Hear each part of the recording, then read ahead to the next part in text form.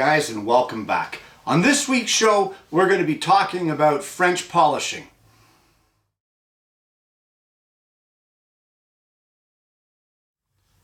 Well, as you heard in the intro, we're going to be talking about French polishing on today's show, and this is the guy we're going to be polishing.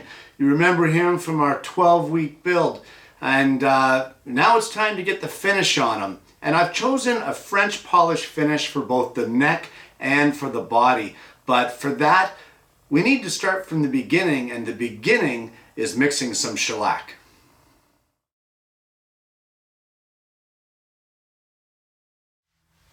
Well, mixing shellac is not rocket science. You just basically need to know what type of mixture you're looking for. And in this particular instance, for putting the finish on the ukulele, I'm going to be mixing the shellac in a 2-pound cut. Now, I know that that sounds confusing for those of you who don't know about it, but basically what that means is that for every 2 pounds of shellac flakes, we're going to need 1 gallon of alcohol. Now, that makes a gallon of shellac. Who the heck needs that? I sure as heck don't. It's a ukulele. I only need 4 ounces of it. At least that's what I'm going to mix to start, because it does have a shelf life and I don't want to waste it. So for 8 ounces or a cup of shellac, that would be 2 ounces of shellac flakes to 8 ounces of alcohol. And of course, if you only need 4 ounces, you can cut that in half. So that will be 1 ounce of shellac flakes to 4 ounces of alcohol. So you need a scale. And the scale is for weighing out your shellac flakes. And of course, I have some shellac flakes there. You're going to need a container to mix this in, preferably one that is airtight. And of course, you're going to need some denatured alcohol, or in this case, this is shellac thinner, but it's alcohol mixed with some other stuff to make it so that you don't want to mix it with your Coke and drink it. So some denatured alcohol, an airtight jar to mix it in, a scale, and your shellac flakes, and we can be ready to go ahead and make some shellac. So here we have 4 ounces of denatured alcohol. Try not to leave this exposed to the air for too long. It does evaporate quickly.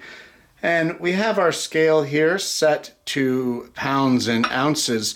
So I'm just going to put the jar that I'm mixing it in and zero out my scale.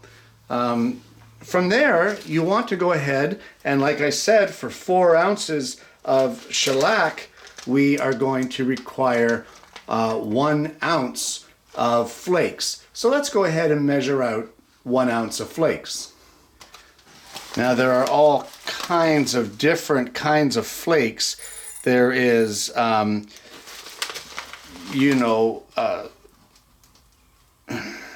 orange shellac.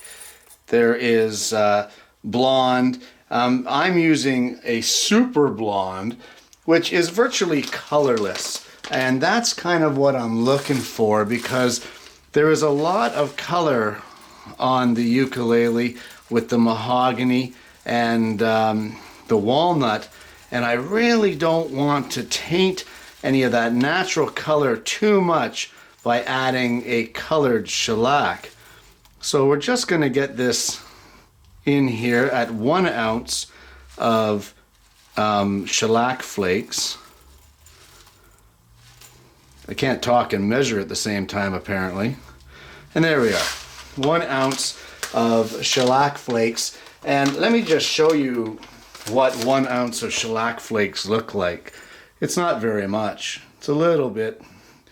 And once we have our 1 ounce of shellac flakes, all you want to do is take your 4 ounces of denatured alcohol, pour it in there, and once you get it poured in, put your container off to the side, get your lid on here, just like this. Give it a good tighten. Well, you can really smell that alcohol, and just mix it up. Now, I will warn you that you need to mix this ahead of time, because what happens is we need time for these flakes to dissolve, and that's not going to happen instantly. That's an overnight or even for a day thing. So don't think that you can mix this stuff and use it right away.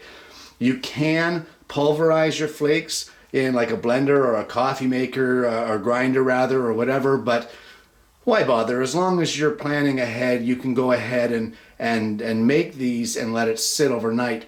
And that's what we're going to do here. We're going to let this sit now for overnight, and hopefully by tomorrow morning we're going to have some shellac. Well, now it's a waiting game for the shellac, and I'd just like to point out, don't go crazy on mixing shellac here, because in general it has about a 6 month to a year shelf life. If you mix all kinds of shellac and don't have a use for it, it will go bad by the time you get to use it, and you're just wasting shellac. So you can always make more. So just make what you need. Don't go crazy with this stuff. Well, it's the next day and our shellac is all dissolved. It's very clear. When it comes to putting on a French polish, you want a shellac that's wax free. I ended up purchasing this one. They claim it's the highest quality shellac that money can buy. Yeah, whatever.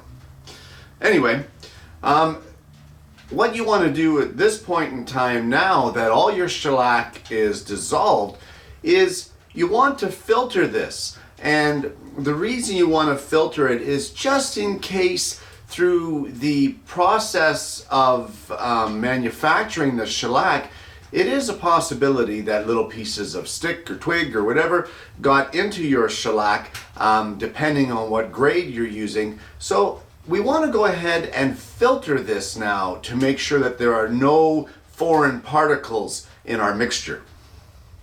Well, we have our shellac and we have an applicator bottle.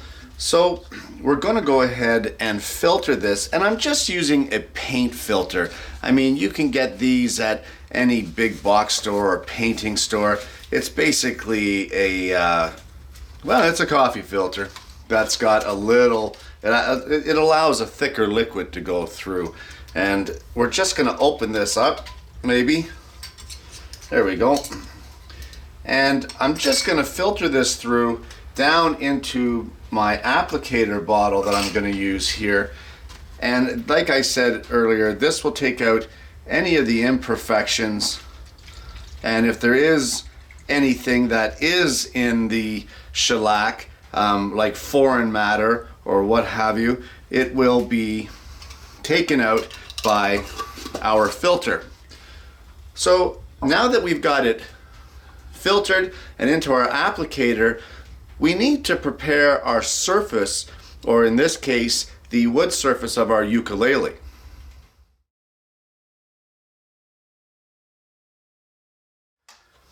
Well, we have sanded and sanded and sanded our instrument to make sure that all of our little imperfections are out, that, you know, we've got a nice smooth surface everywhere around it. And you want to take a tack cloth now and just go in over the entire surface of the ukulele or whatever it is that you're finishing. And you want to remove any of the sawdust that you've created by sanding.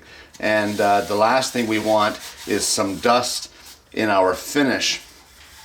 So I'm gonna take all of the sawdust off of this with a tack cloth, and once we get it all dust free, I'm gonna go ahead and mask off the fretboard. Now, for any of you who are doing a furniture project, obviously this step doesn't apply to you, but if you're doing the instrument, we don't want any shellac on the fretboard. We're going to oil that later, but what we're going to need is to mask off our fretboard and make sure that this project is nice and dust free and ready to accept a finish. We've got the bridge, or the the fretboard masked off, and the neck is maple, and the maple has a very tight grain, and there shouldn't be any grain filling required for this neck. However, the mahogany of the body is a very porous grain, and we're going to need to fill that.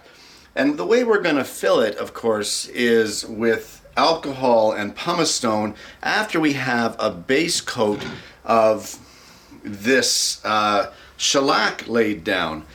So we've just got a piece of lint-free linen here, and all we're going to do is apply a layer of shellac to our instrument, and you want to lay down a half-decently generous layer of finish here. You don't want to have it too thin and give you nothing to work with, and yet you don't want it so thick that it's gummy. So I'll just show you here how we're going to apply it. Basically, all we're going to do is we're going to place a little bit of shellac onto our rag, and we're going to start rubbing this into our instrument or whatever it is that you're finishing. And you want to try to get a nice even coat all over the surface of the instrument. Like I said, this will be a thicker coat than what you would normally place on for the French polish, but that's because this particular coat will be used for grain filling. So we're going to get the whole thing coated, front, back, sides, all over, and once we're done, I'll show you what the next step is going to be. And we've got the first coat of shellac onto the instrument, and you can really see how that grain just popped on that mahogany. It looks fantastic. The colors really come out in a great contrast between the maple binding and the body. Well, this stuff dries relatively quickly. That's the nature of shellac being alcohol based.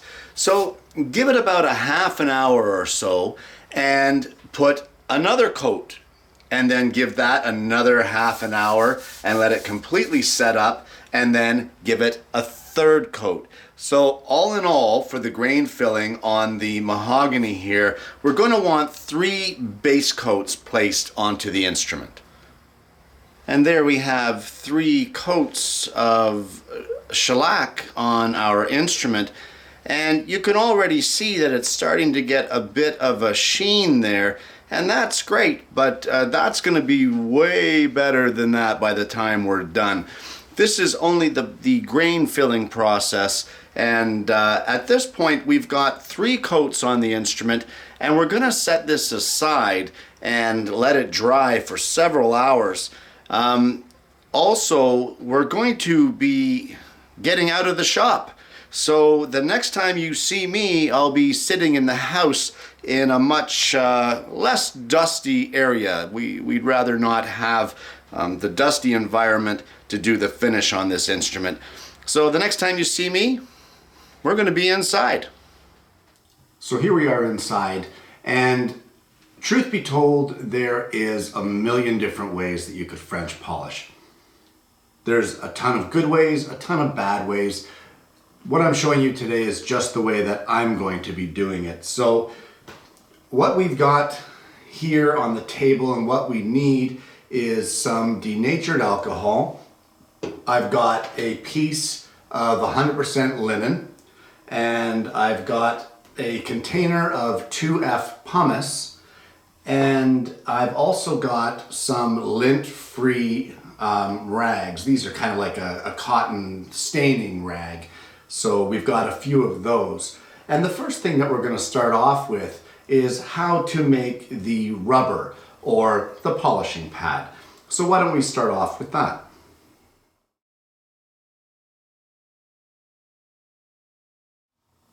So we have some of these staining rags, like I said, and you just want to take a couple of them and place them in a stack.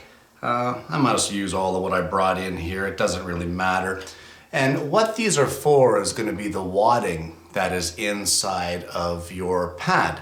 And you basically want to fold it over on itself a few times and then fold it this way again to form kind of a padding. And this surface here should be smooth. And once you get it folded up, you want to take your linen, place your inside wadding over top of your linen, and just put it all inside like that, and give it a good twist and make it nice and tight. And you want to end up with a flat, smooth surface here. Because if you don't have a flat, smooth surface, you're going to end up with marks on your finish. So we've got a pretty good smooth surface there. I'm just tapping it on the back of my hand just to flatten it out. Once we start getting finish into this pad, you'll be tapping it like that to drive the finish into the wadding on the inside. But at this point, we've got our rubber made, and now we can go ahead and start working on filling the pores of our project.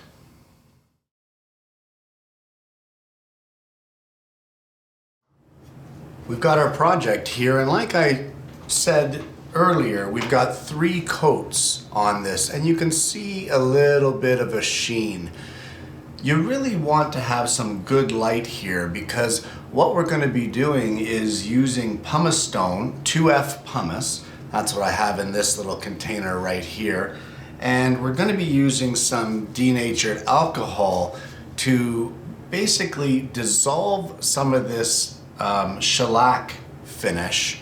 And using the pumice, we're going to be rubbing and sanding, and basically the pumice combined with the dust of the instrument and the shellac will fill these pores of the wood over and give us a nice smooth surface. So that is basically our goal at the end of this, is to have this completely smooth, like a piece of glass for our finish. So you want the good light so that you can be turning it back and forth through the light to see where you're missing filling it in. This is not a quick process. This is time consuming and it's work. So why don't we get started on it and see how we do. We're just going to put a little bit of pumice into this plate, and I think you'll be surprised exactly how much you really use or how little you use. That little bit there is really all we should need to do the whole back, and that's probably overkill. So we're going to put that aside, and what we need to do right off the bat is we need to charge our rubber with alcohol. So let's apply a little bit of alcohol to our pad. So our pad is ready to go. We're just going to add a few drops of alcohol here to the top of the pad. You don't need a lot. And then we're just going to take a tiny little nibble of this pumice. Now that's not very much. You can see the darker area there. And we're just going to spread it around, and you want to spread it around until it goes clear. Because if it's a white chalky residue, you're just going to be filling the pores with pumice, and that is not what we want to do. So you want to make sure that it gets dissolved in the alcohol. So a little more alcohol here, and you're going to have to experiment with it. And then you just want to work in circles methodically around the instrument, making sure that you cover all the areas. And you want to listen for that sandpaper noise. If it's not making that sandpaper noise, it's not doing anything. So it's drying out a little bit. I can feel it getting tacky. So we're going to add a little more alcohol to our pad and then drive it into the back. Another little nibble on the pumice. And again, just work away in a circular motion to try to fill the pores of this, in this case, mahogany. Now the maple of the neck is a very tight grain, and chances are it won't need filling, but this body will definitely need to be filled. Now I can already see there that we're getting a little bit of pumice in the grain, which means that I'm using a little too much pumice. So anyway, this is the process. We're going to carry on and keep working on this until we get the pores filled.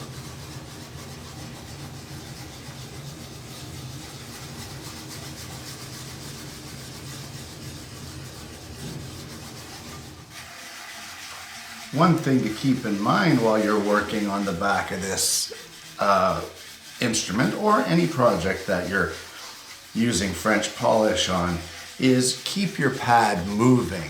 Don't suddenly stop in the middle because it's going to leave marks in your finish. So just continue to work on it, to fill those grains. And in case you're wondering, the towel is down to protect the instrument from the table from being shifted around and being moved, you know. So it's not a bad idea.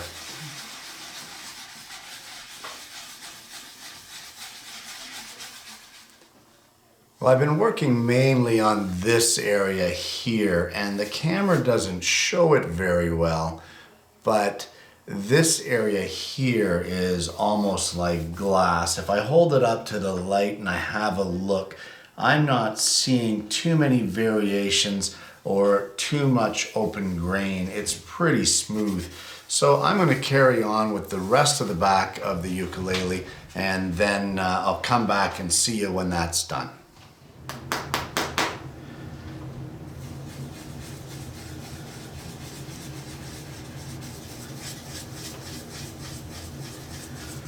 This is a very time-consuming process.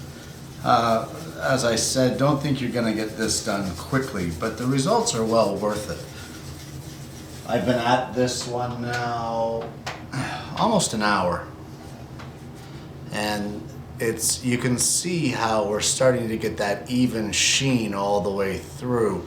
It's really hard to show on the video, but if you compare it to this side that's still open grain, you can definitely see the grain in this side, and this side here is getting more of an even body to it. But patience is going to win out, so keep working at it until you get a nice even grain fill all the way across. Wish you guys could feel this because it feels amazing.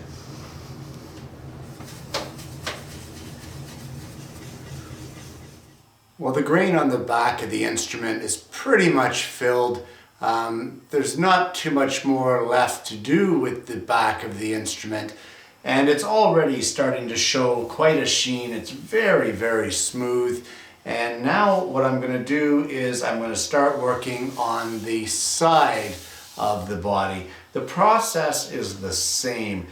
Between the alcohol and the pumice with light working, I've already started here. I don't know if you can see that. You can see that some of the sheen has been taken off, and the grain is starting to be filled out through the body.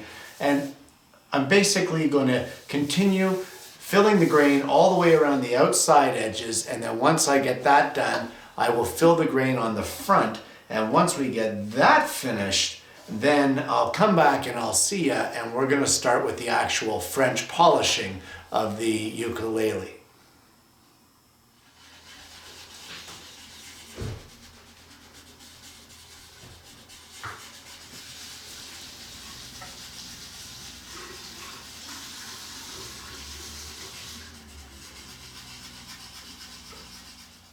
Well, I'm in at about 5 hours on working on this grain filling, and I've pretty much got the back and the sides done, and the majority of the front is done. I just have a few spots that need some attention here. And one of the greatest helps that you're going to find in order to do this is get some good lighting. And you'll want to hold it to the light and glance across your piece so that the light is going to pick up any of those grains that are not filled. And of course, with mahogany being such an open grain wood, there's quite a few of them. So get a good light and get a glancing view across. Get right down at eye level to your piece here and bring it right across so that you can see those grains and which ones need attention and which ones don't. Well, you don't need a 20-minute video of me continuing to fill this grain. I will carry on and get all the grain filled, and then we will move on to the next step. And unfortunately, that's all the time we have for this week, but we have covered quite a bit of ground, from mixing your own shellac with a 2-pound cut, weighing out the shellac flakes, straining it, getting it into your airtight containers, to making your rubber, to getting your first 3 base coats onto your project, and then doing the grain filling using your 2F pumice with some denatured alcohol. So really, we've covered quite a bit of ground today, and you've got a great basis for beginning working with French polishing. When we continue next week, we're going to carry on with bodying of the finish, and you're just going to be amazed at how this turns out. If I can do it, anybody can do it. So guys, thanks for watching, and I'm going to see you again next week with yet another woodworking video.